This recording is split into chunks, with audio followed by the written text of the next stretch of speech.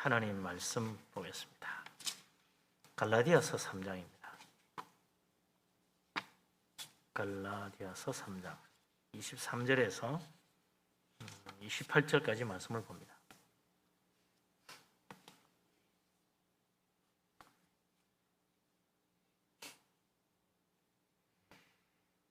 우리 다 같이 한 목소리로 갈라디아서 3장 23절에서 28절까지 말씀을 받들어 읽겠습니다. 믿음이 오기 전에 우리는 율법 아래에 매인바되고 계시될 믿음의 때까지 갇혔느니라. 이같이 율법이 우리를 그리스도께로 인도하는 초등교사가 되어 우리로 하여금 믿음으로 말미암아 의롭다 함을 얻게 하려 함이라. 믿음이 온 후에는 우리가 초등교사 아래에 있지 아니하도다.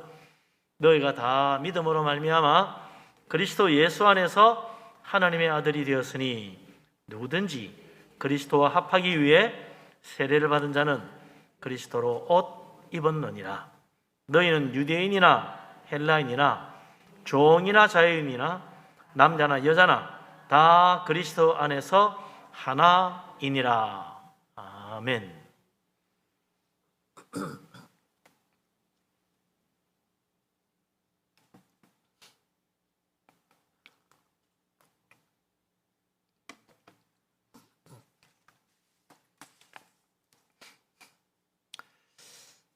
우리가 얼마 전에 대통령 선거를 하고 새 대통령이 뽑혔죠.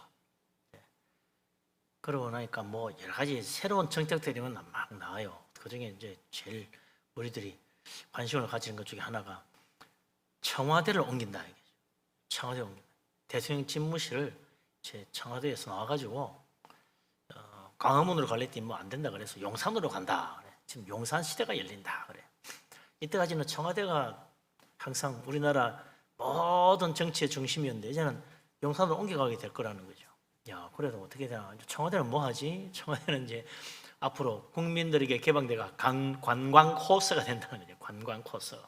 어떤 사람은 또 그걸 또 계산해가지고 앞으로 이 청와대를 개방해가지고 관광 코스를 만들면 엄청나게 많은 이 효과를 얻어가지고 큰 이 관광비를 벌 수 있는 그런 좋은 관광터가 된다. 그래요. 그래서 그거 구경하려고 오면은 뭐 그거 통해 가지고 그것도 보고 또 저 뒤에 북악산도 올라가고 뭐 서울 또 시내도 한 바퀴 돌고 이러면 아주 좋은 관광 코스가 될 수 있다는 거죠. 참 그런데 밝은 사람들은 금방 도계산합니다. 야, 이거 몇 조 원의 엄청난 유발 효과가 있다. 뭐 그런 이야기도 해요.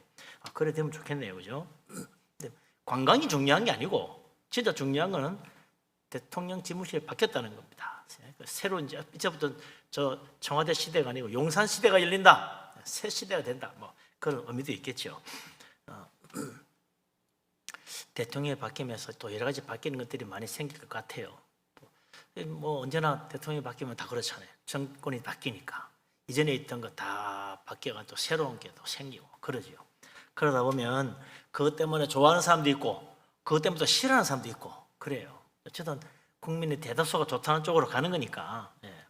그래서 더 좋은 나라, 더 좋은 세상 되면 얼마나 좋겠습니까? 또 그렇게 돼야 되겠죠. 오늘 얘기도 보면 믿음이 오기 전과 믿음이 오고 난 이후에 전혀 다른 세상, 전혀 다른 우리 인생이 된다는 걸 이야기하고 있습니다. 이 세상에 참 종교도 많지만은 우리 이 기독교라는 종교는요, 새로운 인생을 우리에게 이야기해 줍니다. 바리새인이고 랍비였던 니고데모가 예수님 찾아왔죠. 밤중에 예수님 찾아와 물었습니다. 당신은 하나님이 보내신 사람임에 틀림이 없습니다. 하나님 보내지 않았다면 이런 엄청난 표적을 행할 수가 없을 것입니다. 저는 당신이 하나님 보낸 사람이라고 믿습니다. 예수님이 사람이 거듭나지 않으면 하나님 나라 볼 수 없느니라. 거듭나다니요? 또 태어나라는 이야기입니까? 어머니 뱃속에서 한번 나왔는데 다시 또 어머니 뱃속에 다시 들어가서 다시 태어나야 되나요? 예수님이 그건 육으로 난 거고 이제는 영으로 나야 된다. 물과 성령으로 다시 태어난 사람만이 하나님 나라 볼 수 있다. 그랬다는 거죠. 예수 믿는 믿음이라는 건 새 사람이 되는 겁니다. 이 세상에서 어머니 뱃속에서 응애하고 태어나서 한평생 살지만 그건 그 인생으로는 천국 못 간다. 어머니 뱃속에서 태어나가지고는 이 세상에 살아간 거예요.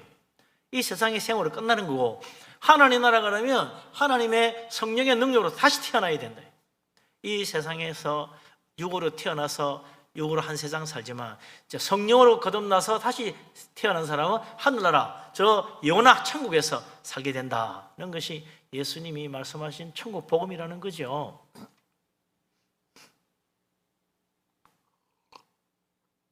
그런 믿음이 도대체 어떻게 이루어지나. 나도 그렇게 예수 믿고 그런 믿음으로 거듭나서 천국 가면 좋겠다 그렇게 생각하는 거죠. 그래서 우리가 교회 다니는 거 아닙니까? 그런데 이 믿음이 다 똑같은 믿음이 아니라 믿기는 믿는데 유사품들이 많아요. 이 세상에 유사품 많죠. 유명 제품에는 반드시 뭐가 있습니까? 유사품이 있습니다. 그래서 명품에는 반드시 짤가가 있다. 유사품. 그게 다 떠도는 거 아니에요. 디자인이나 상표까지 모방을 합니다. 그래가 비슷하게 보여요. 어떤 보면 잘 몰라. 똑같은 줄 알 정도로 잘 만들어 놨어요. 그런데 유사품은 아무래도 뭔가 다르지요. 좀 싼 줄 알았더니 알고 보니까 이 진짜가 아니네. 그렇게 된다 이거죠. 유사품에는 뭐 명품에만 있는 게 아니라 우리가 일상으로 먹는 것도 있어요. 유사품인 줄 알면서도 먹는 게 있어. 그게 뭐냐?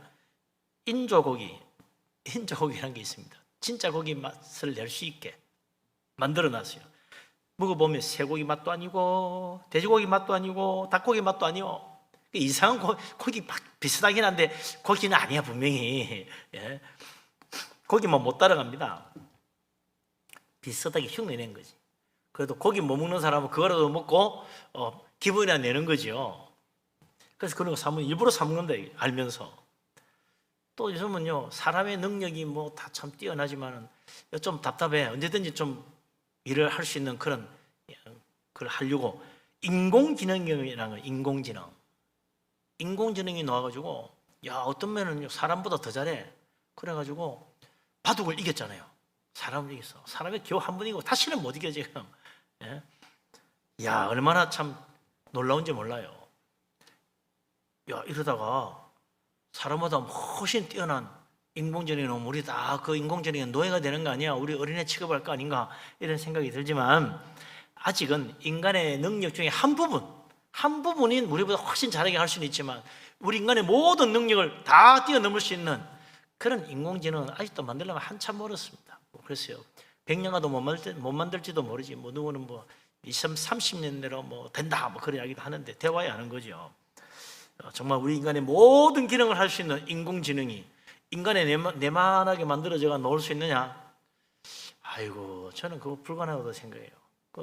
왜냐니까 알파고가 나와가지고 바둑을 두어서 이겼지만 그 알파고 컴퓨터는요 크다는 컴퓨터 한 대 있잖아요. 이런 컴퓨터가 수만 대 연결해가지고 만든 거예요. 그러니까 뭐 엄청나게 많은 컴퓨터가 방 안에 꽉 들어차. 이런 방 안에 꽉 들어차도 안 되는 거지. 이런 방 몇 개나 몇십 개가 있어야 돼요. 그 안에 컴퓨터가 가득 차가지고 막 돌아가야 돼. 그래야 사람하고 이기는 거지. 그게 우리처럼 밥 한 숟가락 떠먹고 그만한 능력이 나오느냐? 그게 안 되는 거예요. 바둑 하나만 이기려고 해도 그렇게 많은 컴퓨터가 돌아가려면 전기가 얼마나 들어가겠습니까? 그러니까 감당을 못 하는 거예요. 그런데 그게 요만한 인간의 뇌만큼 만들어가지고 인간의 기능을 다 할 수 있다? 아유, 그건 뭐 앞으로 제 보기에는 수십 년이 아니라 수백 년이 가도 힘들 것 같아. 허스록 인조인간이 나와가지고 사람보다 더 뛰어난 능력을 가진 난들 사람하고 같을 수 있겠습니까? 어찌 사람하고 똑같겠어요? 부족하지.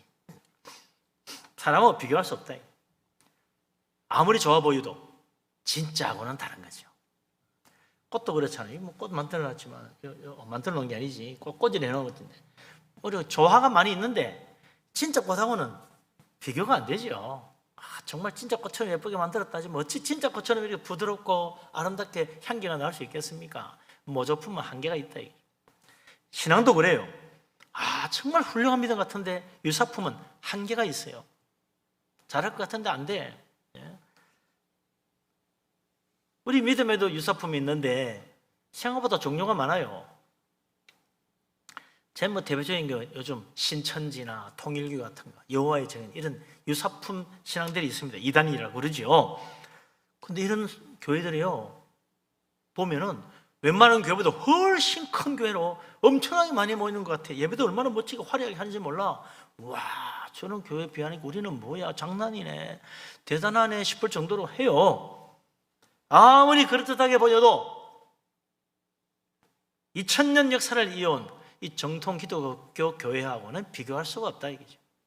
한순간 멋지게 보일 수는 있지만 그게 얼마나 가겠습니까? 유사품은 결국 한계에 부딪히게 돼 있다.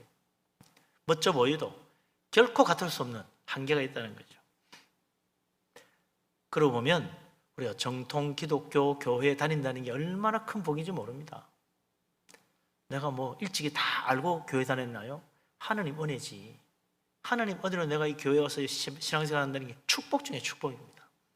어느 날 내가 알고 보니 나는 이단이 아닌 정통교회 다니고 있어. 이야, 이런 은혜가 어디 있으며 축복 중에 축복이지. 유사품에 속지 않고 하나님이 참으로 정도로 가도록 이 올바른 믿음의 길로 인도해 주셨으니 이것만 해도 감사하기 짝이 없지. 그래서 우리는 정말 날마다 감사하고 살아야 됩니다.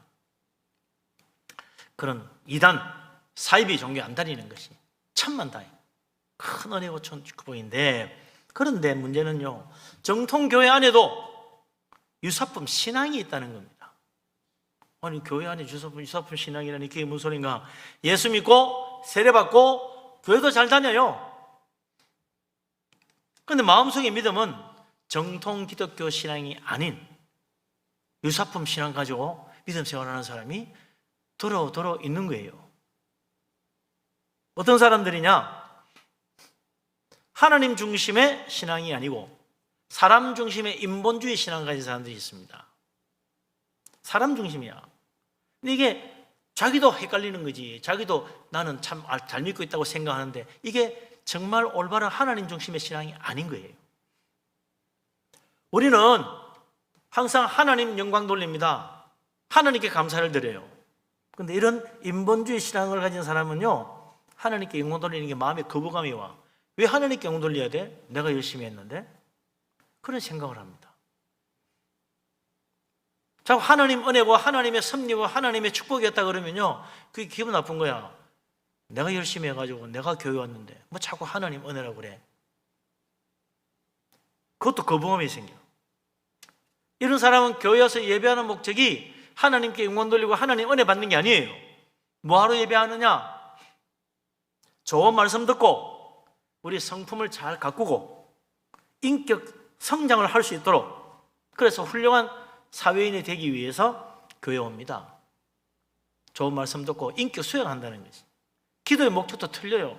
우리는 하나님께 기도하고 하나님의 은혜를 받고 하나님의 응답을 받고 하나님과 영적 교제를 나누기 위해서 기도하는데, 이런 사람들은 기도가 인격 수양의 도구입니다. 기도 많이 하면 마음이 편안해지고, 기도하면서 묵상하고 있으면 정말 모든 염려 검색이 사라지고 인격이 수양되는 것 같다고. 그래서 이런 사람들은요, 묵상 기도를 좋아해. 묵상 기도 많이 해야 인격이 수양되는 것 같으니까. 하나님께 막 부르짖고 기도하는 거 싫어해요.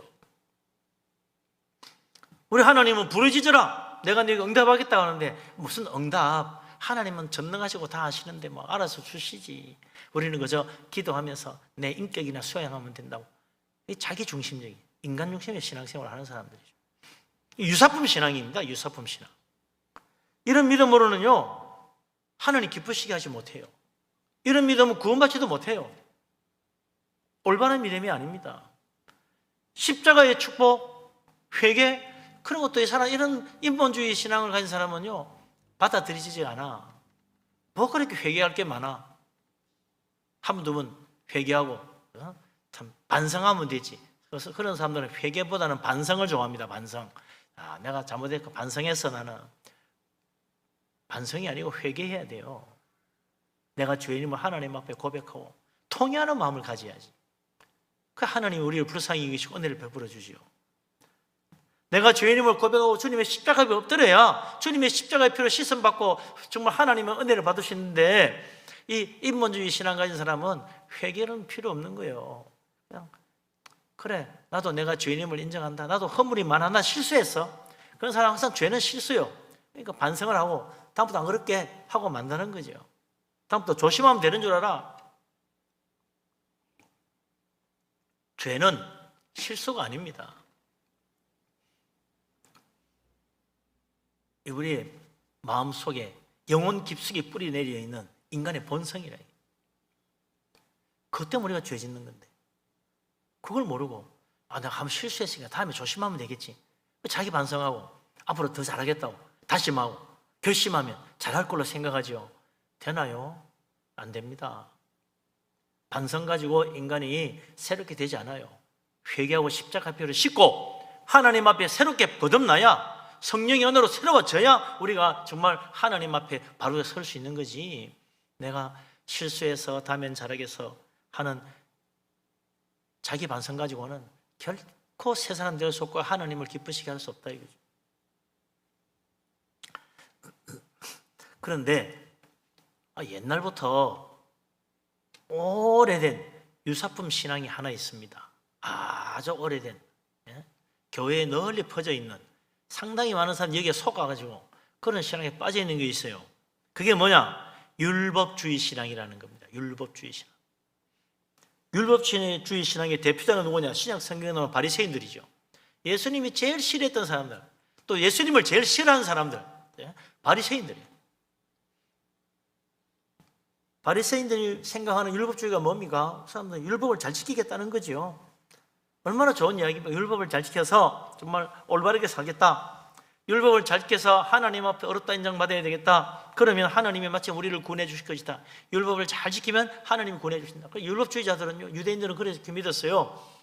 모든 우리 유대인들이 모든 성경의 율법을 하나도 안 어기고 완벽하게 다 지키는 그날 하나님이 임하셔가지고 우리를 구원해 주신다, 그렇게 믿었다. 모든 유대인들이 모두 다 하나님 율법을 하나도 안 어기고 다 지키는 그날 메시아가 와가지고 우리를 구원해 준다.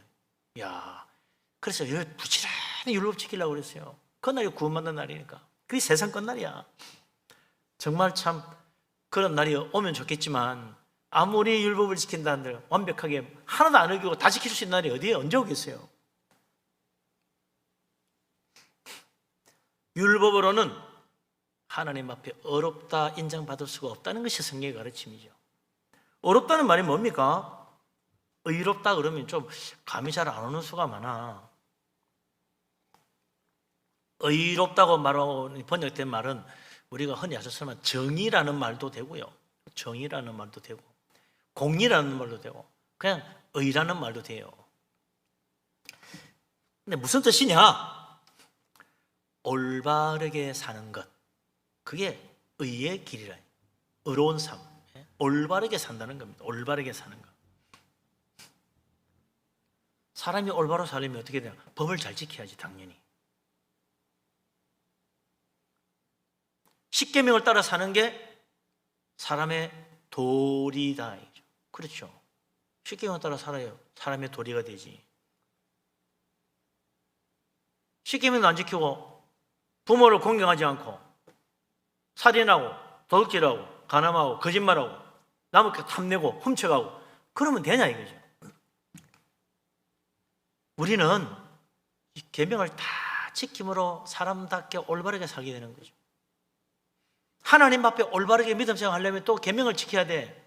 하나님 위에 다른 신을 섬기면 안 돼요. 우상 숭배하면 안 돼요. 하나님 이름을 함부로 부르면 안 되지. 안식을 그렇게 지켜야죠. 이게 다 하나님을 올바르게 섬기는 올바른 믿음의 길이란 말이죠. 나는 하나님 말고 다른 신도 섬기면서 하나님 잘 섬길래? 그건 안 되지. 나는 성소주의를 안 하지만 믿음 생활 잘하려고 그래? 안 돼요. 우상도 갖다 놓고 뭐 하면서 하나님 기뻐하게 믿음 생활 잘하겠다, 하나님 인정 안 해줍니다. 하나님 앞에 올바르다 인정받는 믿음은 십계명 있는 대로 믿음 생활해야지. 그런데 이런 계명을 잘 지키면 정말 하나님 앞에 옳다 인정을 받고 천국까지 갈 수 있느냐? 그럴 때는 이야기가 달라지는 거죠. 10계명이 아니라 100계명, 1000계명을 지켜도 사람의 도리를 다하고 천국 갈 수 있는 수준에 이를 사람은 한 사람도 없다는 거예요. 이게 문제죠. 마태복음 5장 48절에 예수님이 말씀하셨어요. 뭐라 그랬냐면 하늘에 계신 너희 아버지의 온전하신 같이 너희도 온전하라 그랬다. 하나님 아버지가 온전하신데 우리도 그렇게 온전해야 된다고. 와, 누가 그렇게 할 수 있겠어요? 누가 하나님처럼 온전할 수 있겠습니까? 다들 그런 이야기 들으면 아이고 불가능한 이야기다. 사람이 어떻게 하나님처럼 온전해져? 맞죠? 사람은 절대로 하나님처럼 온전해질 수가 없어요. 그런데 예수님 왜 불가능한 이야기를 합니까? 너희 아버지 온전하실 같이 너희도 온전하라니. 가능한 이야기를 해주셔야지. 예수님 불가능한 이야기를 왜 하세요? 그러고 보면요, 예수님 하신 말씀마다 불가능해 보이는 게 많아. 오른밤 때리면 몇 번 돌려라. 아니, 오른밤 때리면 그냥 아니 됐어, 그냥 피해가냐. 오늘 더러운 놈 만나가지고 기분 나쁘게 한 대 맞았네. 그냥 말없이 그냥 가면 차라리 그 수월치 한 대 쪽도 때려주세요 하고 또 돌릴 사람이 누가 있냐고. 어느 바보가. 예? 예수님 그렇게 하라 그러네. 원수를 용서하고 사랑해 주라니. 그래, 내가 원수 용서해주고 다시는 안 보겠어. 그렇게 할 수는 있을지 몰라도 사랑을 해주라니 무슨 소리야. 저주하는 것마다 다행인 줄 알아야지. 예수님은 정말 가능한 이야기를 해야지 어떻게 불가능한 이야기를 하라 그래. 오른손 하는 거 왼손이 모르게 하래. 아니 어떻게 오른손 하는 게 왼손이 모르게 합니까? 그렇게 해야 하나님이 하늘에 상을 준다는 거예요. 그래 하늘에 상 받은 사람 한 사람도 없겠네. 정말 그래가지고 누가 하늘에 상 받겠습니까? 오른손 하는 게 왼손 모르게 어떻게 해요? 그러더니 하나님 아버지의 온전하신 같이 우리도 온전하더니 진짜 불가능한 이야기를 하는구나. 왜 그런 이야기 했겠습니까? 불가능해 보이는 이야기를. 진짜 할 수 있어서 하는 거예요? 불가능한 줄 깨닫는 게 중요하다. 불가능한 걸 깨닫는 게 중요한 거예요. 우리는 정말 하나님의 온전하심처럼 온전할 수가 없구나. 오른밤 맞았는데 왼밤도 때려주세요 돌리기에는 도저히 내가 안 되겠구나. 원수를 그냥 모르겠다고 눈 감아주고 지내는 참을 수는 있지만 내가 용서하고 사랑까지 해주기는 정말 안 되는 것 같아. 그걸 깨닫는 게 중요한 겁니다. 어떻게 돼요? 하나님, 나는 부족합니다. 그렇게 할 수 있어야지. 그게 진짜 올바른 믿음이죠. 누가복음 18장 18절 이하에 보면 유명한 이야기가 나와요. 어떤 청년이 예수님께 와서 영생의 길이 무엇이냐고 물었습니다. 그런데 예수님이 네가 계명을 다 지켜라 그랬더니 저는 어려서부터 다 지켰습니다. 그때 예수님이 뭐라고 그래요? 훌륭하구나 이러지 않았어요. 어떻게 그렇게 다 지켰니? 정말 착하구나 그러지 않았어요. 예수님 말씀이 뭐예요? 너에게 한 가지 부족한 것이 있다. 어릴 때부터 다 지켰다는데 한 가지 부족한 게 있대. 네게 있는 걸 다 팔아서 가난한 사람 나눠주고 나를 따르라. 하늘에 보화가 있을 것이다. 계명을 다 지켰는데도 불구하고 한 가지 부족한 게 있다는 거예요. 예? 이것 때문에 하늘에 보화도 없었어. 그동안 영생의 축복도 못 받아. 그 한 가지 때문에 계명을 지키기 위해 최선을 다했지만 하늘에 계시는 아버지의 온전하신 같이 온전함에는 미치지 못하여 그 한 가지 부족한 것 때문에 영생의 길도 막히고 하늘에 상급도 없는 인생 살았다는 거 아니에요. 기가 막히지.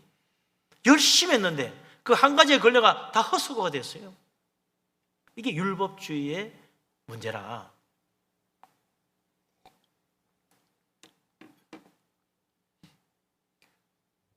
단 한 가지만 걸려도 실패하는 것.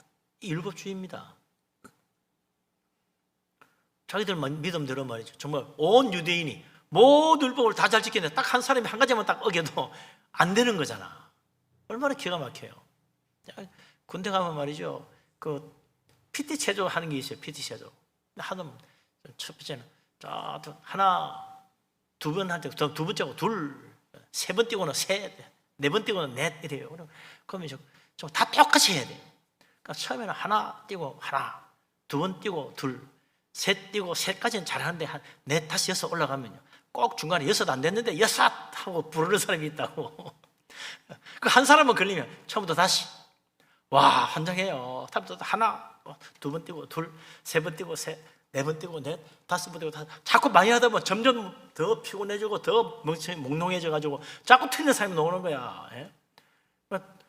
또 다른 사람이 또 뭐 읽어도 안 되는데 읽어 하고 또 소리를 질러. 그러면 또 다 처음부터 다시 와 환장하죠. 그러면 누가 그 실수하는 사람은 전부 다 째려보는 거야. 저놈 때문에 또 하는 거야. 그 한 사람 때문에 아유 그 하나라는 게 얼마나 참 가슴이 맺히는지 몰라. 그 하나 때문에. 예? 예수님이 이렇게 참 어릴 때부터 모든 계명 지킨 사람은 한 가지 때문에 안 돼. 너 그랬다. 한 가지 때문에 안 된다고. 율법을 의지하는 한 사람은요 늘 부족할 수밖에 없어요. 우리도 그러잖아요. 내가 앞으로 요 하나만 잘 지키면 될 것 같은데 그게 잘 안 돼. 그래서 그것도 또 어떻게 되는 것 같으면 그 다음 또 보면 다른 게 더 문제가. 요거만 또 더 잘하면 되겠는데 그게 또 잘 안 돼. 항상 그래요. 한계에 부딪힙니다. 넘어야 될 벽이 자꾸 생겨. 그래서 사도 바울이 오늘 우리에게 말합니다. 율법의 문제가 뭐냐? 23절 말씀 같이 한번 읽어보십시다. 23절 율법이 오기 전에 우리는 율법 아래 매인 바 되고 계시될 믿음의 때까지 갇혔느니라. 아멘. 네. 우리는 율법 안에 매였다. 마치 올가미에 걸린 것처럼 율법에 딱 매여가지고 율법에 갇혀버렸다.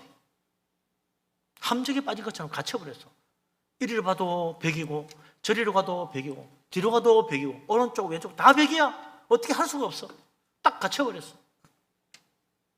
이게 바로 우리 인간의 한계에 부딪히게 만드는 율법의 문제다. 사도 바울은 율법주의자들은 율법 아래 갇힌 사람이다. 율법에 매인 사람이다. 감옥에 갇히듯이 딱 갇혀가 못 빠져나온다. 그 하나에 항상 매여가지고 어찌할 수 없는 인생이 된다. 이거 풀어줘야 돼. 누가 와서 풀어주느냐? 우리는 이 율법에 매인 걸 스스로 풀지를 못해요. 누가 와서 풀어줘요? 믿음이 와서 풀어준다고 바울은 말합니다. 믿음이 오기 전에 우리는 율법 아래 매였었는데 믿음의 때까지 갇혀 있다가 그 믿음이 오면 믿음이 우리를 풀어서 자유케 해준다는 거예요. 이 율법에 매여 사는 사람은 구원만 생각하면 항상 불안해요. 내가 열심히 하긴 했는데 정말 구원받을 수 있을까? 그렇잖아요. 이 누가복음 18장에 나오는 이 젊은 청년도 아니 어릴 때부터 모든 율법을 다 지켰는데 그 정도면 자신감을 가져야지. 그런데 예수님께 와서 어떻게 하면 영생을 얻겠습니까? 묻는 것부터 뭐예요? 자신이 없다는 거예요. 우리 열심히 해도요 자신이 없어. 왜? 하나님이 온전하신 같이 온전할 수가 없으니까. 뭐 혹시 잘못된 거 빠진 거 없을까? 항상 그 생각이 나는 거죠. 아무리 나를 살펴봐도 역시 나는 부족한 게 한두 가지가 아니야. 그래서 구원받을지 말지 늘 불안한 겁니다. 내가 이렇게 열심히 기도도 하고 예배도 안 빠지고 헌금도 하고 하는데 정말 천국 갈 수 있을까? 가봐야 알겠지. 그런 생각하는 거예요. 율법주의에 빠져서 그렇습니다. 딱 갇힌 거예요. 율법을 잘 지켜서 구원받으려는 율법주의자들은 왜 이런 불안감을 가지고 삽니까? 율법은 죄를 깨닫게 할 뿐이기 때문에 그렇습니다. 그래서 로마서 3장 20절에 말해 율법으로는 죄를 깨달으며 율법으로는 죄를 깨닫는 거예요. 우상을 만들지 말고 섬기지 말라는 계명이 있으니까 우상 만들고 섬기면 죄구나 깨닫잖아요. 거짓 증언하지 말라는 계명을 보고 거짓말하는 게 죄구나. 그전까지는 거짓말하는 게 뭐야? 뭐 문제 아닌 줄 알았더니 거짓말하는 게 죄네? 그렇죠. 율법에 그게 있어요. 그런데 율법은요 죄를 깨닫게는 해주는데 죄를 막아주지는 않아. 죄 안 짓게 막아주지는 않아요. 죄를 깨닫게 해줘. 이거 죄구나. 이거 나 잘못이구나. 내 율법 어겼네. 잘못된 거네. 하고 깨닫는 건 하는데 그걸 안 어기도록 만들어주지는 않는 거예요. 안식일을 기억하여 거룩하게 지키라. 넌 계명을 알기 때문에 안식일을 지키지 않으면 죄인 줄은 알지만 그 계명을 알았다고 해서 계명대로 안식일을 잘 지키느냐? 그건 아니에요. 이스라엘 2000년 역사 동안 말이죠. 수많은 선지자들이 그렇게 외쳤어요. 안식일을 지키라고. 우상을 버리라고. 수없이 외쳤어요. 그런데 이스라엘의 범죄를 막아줬냐? 아니요. 이스라엘 사람들 여전히 안식일 안 지키고 우상숭배했습니다. 언제까지? 망할 때까지 1000년 동안. 그래서 하나님이 부지런히 선지자를 보냈지만 너희들이 하나님의 말씀을 어기고 지키지 않았다고 그랬어요. 그래서 하나님의 진노로 나라가 멸망하고 말았지 않습니까? 율법이 있었음에도 불구하고 구원받지 못하고 멸망이 이르렀다. 그 율법은 죄를 깨닫게 내주는데 그게 죄야 잘못이네 해도 그것이 죄를 막아주지 않는다. 그래서 결국은 우리로 하여금 실패할 수밖에 없는 인간의 연약함만 보여주는 게 율법이다. 죄를 깨닫게 해준다. 아, 나는 부족하구나, 나는 연약하구나 깨달아야죠. 그래서 어떡합니까? 나로서는 구원받을 수 없는 이 사실을 깨닫고 이제는 다른 길을 찾아야지. 그래서 사도 바울이 율법을 보고 우리의 연약함을 깨달았다면 이제 새로운 선생님이 필요하다라고 말합니다. 그래서 24절 25절 같이 한번 읽어보죠. 24, 25절 같이 읽겠습니다. 이같이 율법이 우리를 그리스도께로 인도하는 초등교사가 되어 우리로 하여금 믿음으로 말미암아 어렵다 함을 얻게 하려 함이라. 믿음이 온 후로는 우리가 초등교사 아래에 있지 아니하도다. 아멘.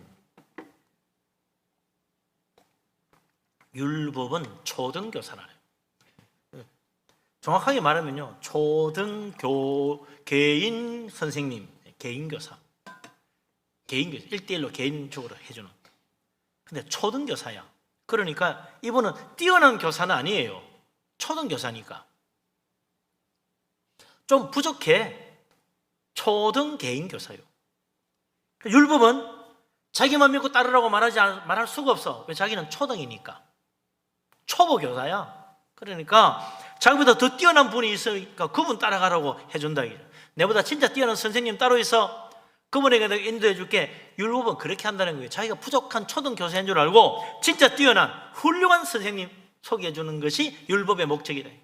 율법이 두 번째 목적이. 첫 번째 목적은 내가 부족하구나, 나는 죄인이구나, 내가 다 이 율법을 지킬 수 없구나, 나는 연약하구나 하는 걸 깨닫게 해주고, 그러면은 율법 너 왜 제대로 못해? 그러니까 나는 초등교사야.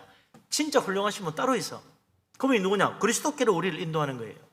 예? 그리스도라는 훌륭한 선생님, 뛰어난 탁월한 선생님이 계신다. 그분을 잘 따라가면 된다. 내 따라오면 안 되고 그분 따라가라. 그렇게 하는 게 이 율법의 중요한 두 번째 기능이라는 겁니다. 그래서 그분이 누구냐? 바로 그리스도, 하나님의 아들 예수님이시야. 예?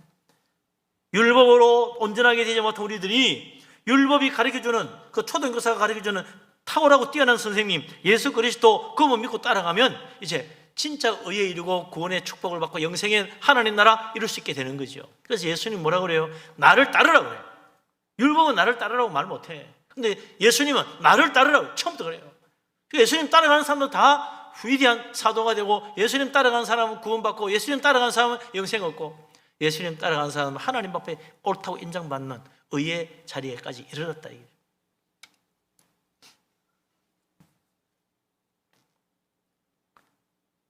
우리는 율법을 지켜서 어렵게 되는 게 아니고 예수 그리스도 믿고 따라감으로 어렵게 되는 거죠.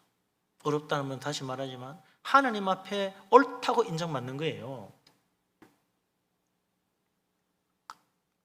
하나님께서 너는 참으로 올바르게 살았구나 라고 인정해 주는데, 뭘 보고 하나님 올바르게 살았다고 말합니까? 너가 이것저것 다 잘 지켜서 정말 훌륭하게 살았구나, 그게 아니고 네가 참으로 부족함에도 불구하고 예수 그리스도를 믿고 잘 따랐구나, 하나님이 그래서 너는 훌륭하게 올바르게 살았다고 인정하시고 천국의 구원의 은혜를 베푸시는 거죠. 우리는 이제 예수 그리스도 믿게 되면서 더 이상 초등교사인 이 율법 아래에 있지 않다. 이제는 탁월한 선생님이신 예수 그리스도, 진짜 훌륭하신 선생님 예수 그리스도, 그분을 믿고 따라가기 때문에 주님의 은혜로 하나님 나라 진리의 길로 나아가고, 참으로 우리의 부족함도 예수 그리스도의 그 뛰어난 능력으로 다 채워주시고, 우리의 참 허물 많은 인생도 그 놀라우신 은혜로우신 예수 그리스도 그 훌륭한 선생님 덕분에 이제 변화되어 가지고 거듭나서 천국에 이르는 천국 백성, 하나님의 자녀가 된다는 거예요. 그래서 우리를 구원해주는 것은 율법이 아니고 그리스도 주님이십니다. 예수님 믿어야 되는 거죠. 예수 그리스도, 그분이 바로 우리가 따라가야 될 진짜 훌륭한 선생님, 예수 그리스도 그분이야말로 나를 변화시킬 수 있는 놀라운 능력의 주님,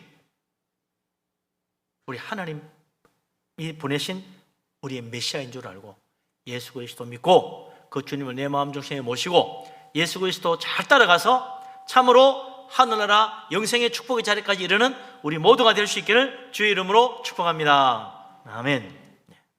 그래서 이제 이런 초등교사 아래에 있는 자가 아니라 이제 예수 그리스도 따라가는 자가 되면 어떤 축복이 주어지는가? 첫 번째 26절 같이 한번 읽어봅시다.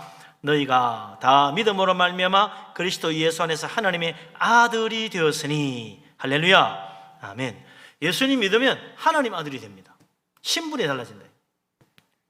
율법은 나를 하나님의 자녀로 아들로 만들어주지 못했는데 예수님은 나를 하나님의 자녀, 하나님의 아들 되게 만들어줘요. 누구든지 주의 이름 부르면, 예수님 믿으면 영접하는 자는 하나님의 자녀의 권세를 하나님이 주십니다. 예수 믿으면 이제 육으로 난 인생이 아니고 영으로 난 새 사람으로 변화되는 거예요. 하나님 자녀가 돼요. 천국 백성 되는 거죠. 율법은 아무리 잘 지키려 해도 못 지킨 거 한두 가지 때문에 늘 죄책감에 힘들어하고 어떻게 하면 구원받을 수 있을까 늘 괴로웠는데 예수님께서 우리를 하나님 아들로 바꿔버렸어. 이 하나님 아들이라는 건요, 천사도 흠모한다 그랬어요. 야, 저 사람들은 예수 믿고 하나님의 아들이 돼가지고 천국에서 하나님의 아들의 신분으로 사는데 우리는 여전히 천사로 섬기는 종이구나. 그래요. 천사도 흠모하는 놀라운 축복이 하나님 아들이라는 특별한 신분이다. 그리고 예수 믿는 사람 다 그렇게 되는 거죠. 얼마나 귀한 은혜입니까? 우리 하나님은 우리의 부족함, 흠을 다 덮어주시고 십자가의 피로 씻어주시고 우리 하나님의 사랑의 품으로 안아주시고 용서하시고 날마다 새로운 은혜 베푸시고 날마다 우리를 새롭게 해주셔가지고 저 천국의 영광 가운데 점점 더 거룩하게, 점점 더 어렵게, 점점 더 영광스럽게 바꿔가고 계신다. 그래서 예수님 오시는 날 천국 갈 때는 정말 예수님의 온전하신 모습처럼 영광 가운데 변화될 거라. 지금은 아이고 뭐 저래가지고 하나님 아들 같은 소리 안 해 하지만요, 그때는 진짜 하나님 아들의 영광의 모습이 되는 거예요. 누구의 능력입니까? 우리 능력이 아니고 성령의 능력, 성령의 능력으로 되는 거예요. 우리 하나님께서 우리를 영광스러운 하나님의 아들의 모습까지 바꾸어 가신다는 사실을 믿으시기 바랍니다. 아멘. 예. 자, 그렇게 된 하나님의 아들이 되었으니 하나님 아들다운 모습이 돼야 될 거 아니에요. 사극에 보면 말이죠, 왕자도 세자가 되면 옷이 달라져. 임금님하고 똑같은 색깔의 옷을 입더라고. 예? 세자는 옷부터 달라요. 하나님 아들이 되었으니 천국을 이어받는 상속자가 되었으니 옷이 달라져야지. 다른 옷 바꿔 입는 거예요. 무슨 옷 갈아입나? 마지막 27절 28절 같이 읽어봅시다. 누구든지 그리스도와 합하기 위하여 세례를 받은 자는 그리스도로 옷 입었느니라. 너희는 유대인이나 헬라인이나 종이나 자유인이나 남자나 여자나 다 그리스도 안에서 하나이니라. 아멘. 예수 믿는 우리는 이제 예수 이름으로 세례받고 예수 그리스도와 합하여 하나가 된다. 예수님과 하나가 됐어요. 참 신기한 이야기죠. 어떻게 내가 예수님과 하나가 돼요? 예수님 믿고 세례받으면, 예수님 이름으로 세례받으면 예수님과 내가 하나가 된다. 예수님이 내 안에, 내가 예수님 안에 사는 삶이 되는 거죠. 그래서 이런 사람은 이제 옛 사람의 옷을 벗고 새 사람, 그리스도의 새 옷으로 갈아입는 겁니다. 하나님의 자녀에 걸맞는 새로운 신분의 옷을 갈아입는 거예요. 그리스도로 옷 입는다는 거죠. 예수님의 옷을 입어. 예수 그리스도 영광의 모습의 옷을 입는 거예요. 그러니까 우리도 영광의 빛 가운데 변화된 모습이 되는 겁니다. 얼마나 감사합니까? 아이고, 누가 그렇게 되나? 헬라인이나 유대인이나 종이나 자유인이나 남자나 여자나 다 똑같아. 다 하나요. 다 똑같은 옷 입어. 목사님은 좀 더 좋은 옷, 권사님, 집사님은 그 다음 옷, 그 다음 평신도는 그 다음 옷, 뭐 이런 게 아닙니다. 다 똑같아. 목사나 장로나 권사나 집사나 평신도나 전부 다 똑같이 예수 믿고 세례받으면 그리스도로 옷 갈아입습니다. 그 옷은 예수님의 영광의 모습의 옷이야. 천사도 흠모하는 모습이. 그 옷을 다 똑같이 입는 거예요. 그래서 우리는 이제 하나님의 아들의 신분으로서 하나님께 똑같은 은혜를 받고 하나님으로부터 똑같은 사랑을 받고 하나님으로부터 똑같이 은혜 받아 저 천국 가는 거예요. 똑같은 천국 갑니다. 뭐 목사가는 천국이 다르고 장로가는 천국이 다르고 권사가는 천국이 다르고 집사가는 천국이 다른 게 아니에요. 똑같은 표예요. 똑같은 천국 안에. 그걸 뭘로 압니까? 똑같은 세례 받았잖아. 우리 목사님 받은 세례나 권사님 받은 세례나 장로님 받는 세례나 일반 교인이 받는 세례나 다 똑같은 세례 아니에요. 다 성부와 성자와 성령의 이름으로 세례를 주노라 그러지. 그게 뭐 다르게 주는 게 있나? 목사 세례 따로 받는 거 아닙니다. 똑같은 세례예요. 세례에서는 차이가 없어. 우리가 다 그리스도 안에서 하나인 증거, 우리가 다 그리스도로 옷을 입은 표가 뭐냐? 세례 받는 거예요. 세례가 참 중요하다는 거죠. 그래서 마가복음에도 있잖아요. 믿고 세례 받는 사람은 구원을 받아요. 믿고 세례 받아요. 네? 구원 받아요. 그러나 믿지 않는 자는 정죄받아 멸망하는 겁니다. 우리는 예수 그리스도 이름으로 세례를 받고 이제 그리스도와 하나가 되고 예수 그리스도로 옷을 갈아입고 그 영광의 옷으로 이제 하나님 자녀로서 사는 거예요. 이때까지는 율법 아래서 어린아이 옷을 입고 살았지만 그거 벗고 이제 그리스도 안에서 하나님의 아들의 영광의 모습의 옷으로 바꿔요. 그래서 정말 날마다 하나님 찬양하며 주님 섬기며 이제 하나님 기뻐하는 열매를 맺고 사는 거죠. 그래서 천국 가서 정말 우리 하나님 앞에 서는 날 한 달란트 받은 사람 2달란트 남기고 두 달란트 받은 사람은 4달란트 남기고 5달란트 받은 사람 10달란트 남겨가지고 주님 앞에서 잘하였다 칭찬 듣고 주님 앞에 영광 돌리는 우리 모두가 될 수 있기를 주의 이름으로 축복합니다. 아멘. 기도합니다.